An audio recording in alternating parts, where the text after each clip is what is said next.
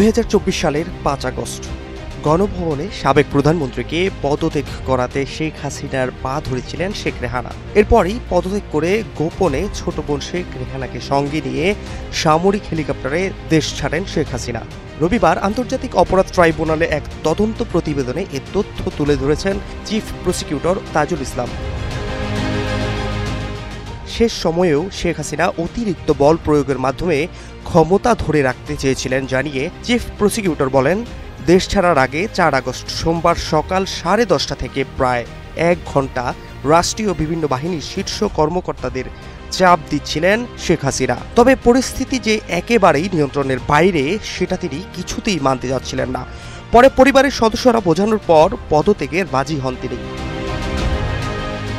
4 August থেকে curfew আরও কড়াকড়ি করতে বলেন শেখ হাসিনা। ভোর থেকে কারফিউ কড়াকড়ি করার উদ্যোগ নেওয়া হলেও সকাল 9টার পর থেকে বিভিন্ন স্থানে আন্দোলনকারীরা কারফিউ ভেঙে নামতে শুরু করেন। 10টা নাগাদ ঢাকার বিভিন্ন স্থানে জামায়াত বড় হতে থাকে।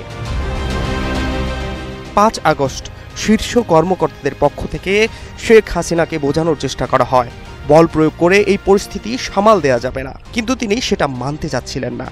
তখন কর্মকর্তারা শেখ রেহানার সঙ্গে আরেক কক্ষে আলোচনা করেন। তাকে পরিস্থিতি জানিয়ে শেখ হাসিনাকে বোঝাতে অনুরোধ করেন। শেখ রেহানা এরপর বড় বোন শেখ হাসিনার সঙ্গে আলোচনা করেন, কিন্তু তিনি ক্ষমতা ধরে রাখতে অনড় থাকেন। এক পর্যায়ে বিদেশে থাকা সজীব ওয়াজেদ জয়ের সঙ্গেও ফোনে কথা বলেন একজন শীর্ষ কর্মকর্তা।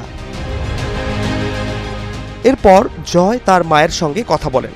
তারপর শেখ হাসিনা পদত্যাগে রাজি হন। তিনি তখন একটা ভাষণ রেকর্ড করতে চেয়েছিলেন জাতির উদ্দেশ্যে প্রচারের জন্য। ততক্ষণে গোয়েন্দা তথ্য আসে যে বিপুল সংখ্যক ছাত্র জনতা শাহবাগ ও উত্তরা থেকে গণভবন অভিমুখে রওনা হয়েছে। দূরত্ব বিবেচনায় 45 মিনিটের মধ্যে শাহবাগ থেকে গণভবনে আন্দোলনকারীরা চলে আসতে পারে বলে অনুমান করা হয়। ভাষণ রেকর্ড করতে দিলে গণভবন থেকে বের হওয়ার সময় নাও পাওয়া যেতে পারে।